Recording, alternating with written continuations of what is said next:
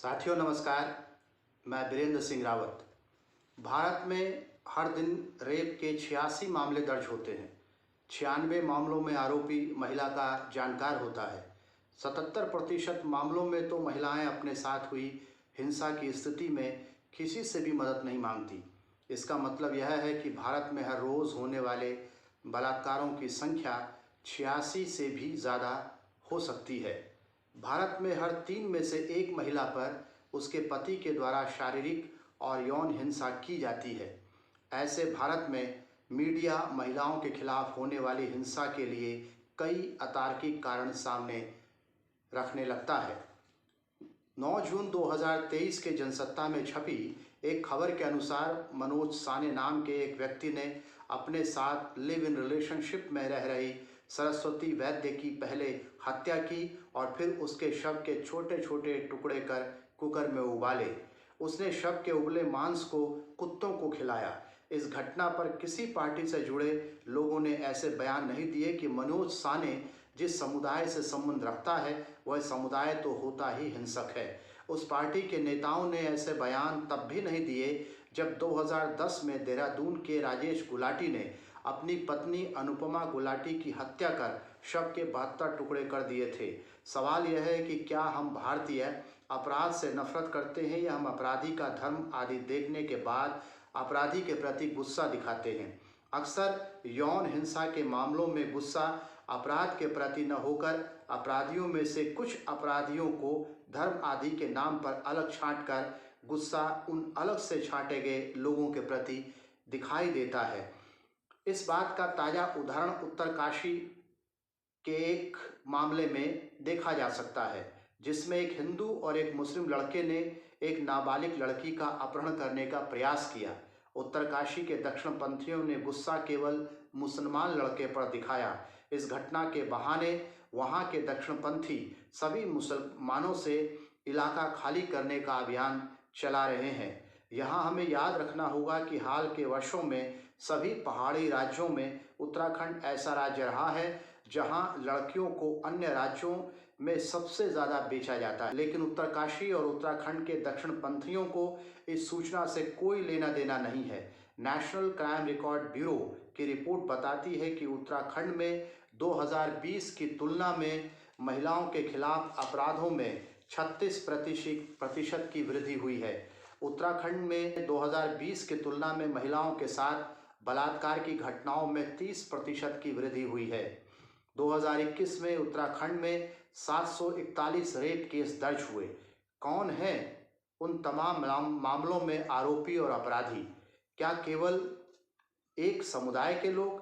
महिलाओं के खिलाफ अपराधों के मामले में समुदाय को अतार्किक रूप से कारण बताने से महिलाओं के खिलाफ अपराध कम नहीं होंगे, क्योंकि समुदाय को कारण मानना सही कारणों की पहचान करने से रोकता है। अपराधों को समझने के मामले में उत्तराखंड के दक्षिणपंथी उत्तराखंड की महिलाओं के साथ धोखा कर रहे हैं। उन्हें उत्तराखंड की महिलाओं की सुरक्षा से कोई लेना देना नहीं है। इस तथ्य को समझने के लिए हरिद्वार में हुई अंकिता भंडारी हत्याकांड के डिटेल देखी जा सकती है, जिसमें उत्तराखंड के दक्षिणपंथी अंकिता की हत्या के आरोपी के साथ खड़े थे और शायद अब भी खड़े हों। भारत में 96% महिलाओं पर हिंसा करने वाले महिलाओं के जानकार होते हैं। भारत में 33% विवाहित महिलाओं के साथ उनके पति फिजिकल और सेक्सुअल वायलेंस करते हैं।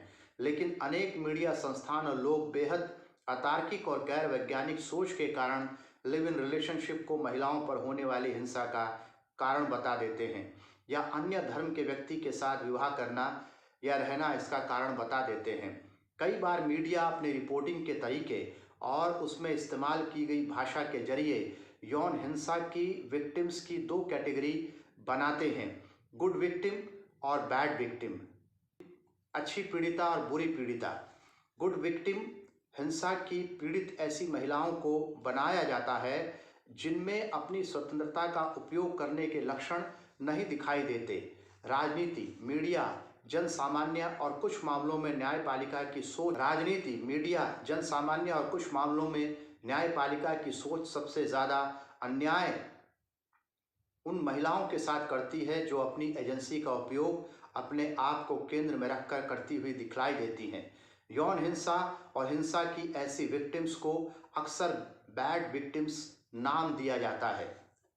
बैड विक्टिम्स की भी कई श्रेणियां हैं।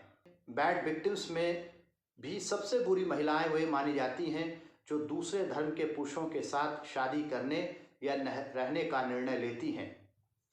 बैड विक्टिम्स में भी सबसे बुरी महिलाएं वे मानी जाती हैं जो दूसरे धर्म के पुरुषों के साथ रहने या उनसे शादी करने का निर्णय लेती हैं। उनसे थोड़ी कम बैड विक्टिम्स वे बना दी जाती हैं जो जाति के बाहर शादी करती हैं या जाति के बाहर लिव इन रिलेशनशिप में रहती हैं। इंटरकास्ट मैरिज करने वालियों से थोड़ी कम बैड विक्टिम वे बताई जाती हैं जो अपनी जाति में अपनी मर्जी से शादी करती हैं। मीडिया की नज़र में अक्सर ऐसी सभी विक्टिम्स होती तो बैड विक्टिम्स ही हैं, क्योंकि उन्होंने किसी न किसी मात्रा में अपनी स्वतंत्रता का उपयोग किया होता है। बैड विक्टिम्स के मामले में कुछ अध्ययनों ने एक पैटर्न नोट किया है। ये पैटर्न बताता है कि बैड विक्टिम्स के मामले में अक्सर मीडिया विक्टिम को न्याय दिलाने के पक्ष में न होकर विक्टिम्स को सलाह देता फिरता है कि अगर वह अपनी आज़ादी का उपयोग नहीं करती तो सुरक्षित रहती। ऐसा कहते हुए वे इस तथ्य को छुपा जाते हैं कि भारत में 33% स्त्रियां अपने पति या पार्टनर के हाथों शारीरिक और यौन हिंसा की शिकार बनाई जाती हैं। 33% में से अनेक ऐसी हो सकती हैं जिन्होंने अपने हक में अपनी स्वतंत्रता का न्यूनतम उपयोग भी न किया हो। इसलिए हिंसा का कारण स्वतंत्रता का उपयोग बताना बिल्कुल अतार्किक और मनमाना है। ऐसे मनमाने कारण बताकर मीडिया, लोग और राजनेता पितृसत्ता और मिसोजनी की पड़ताल करने से बच निकलते हैं। उनकी नज़र में बैड विक्टिम्स को न्याय दिलाना जरूरी नहीं होता।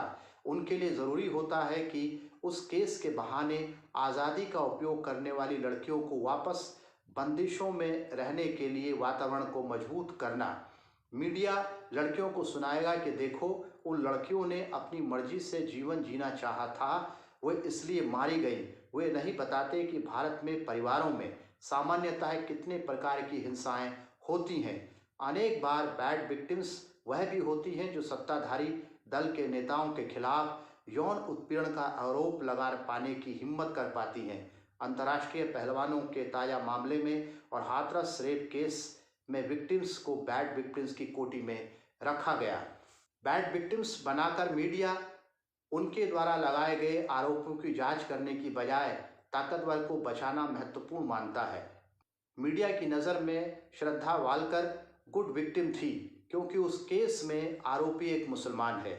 आसाराम और राम रहीम के मामलों में विक्टिम्स को बैड विक्टिम्स बनाया गया क्योंकि इन दोनों मामलों में आरोपी वोट दिलाने वाले ताकतवर माने जा रहे थे, जैसा बृजभूषण के मामले में भी दिख रहा है।